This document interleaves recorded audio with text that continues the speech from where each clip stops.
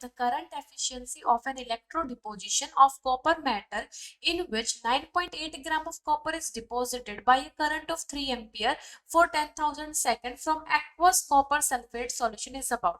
सबसे पहले ये देखो कि कॉपर सल्फेट का एक्वस सॉल्यूशन है, यानी कि इसके अंदर Cu+2 आयन है।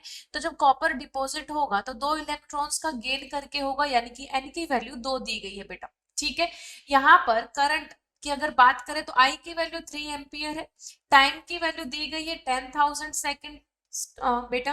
तो यहाँ पर हम बोल सकते हैं फॉर्मूला से W is equal to Z I T होता है ना, जेड आई टी यानी कि E/F आई टी होता है। ठीक है, तो यहाँ पर E लिखेंगे अगर हम कॉपर का तो 63.5 डिवाइडेड बाय वैलेंसी, E मतलब molecular weight divided by valency.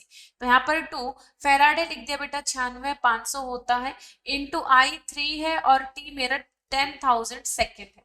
तो यहाँ से जब W सॉल्व करेंगे तो ये अप्रोक्सीमेट 9.87 ग्राम आएगा।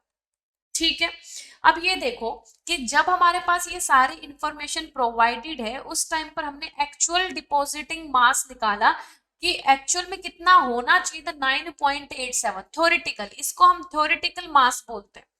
थ्योरेटिकल मास है ये हमारा, इट इज थ्योरेटिकल मास कि 9.87 ग्राम डिपॉजिट होना चाहिए था, लेकिन एक्चुअल में कितना हुआ 9.8 ग्राम।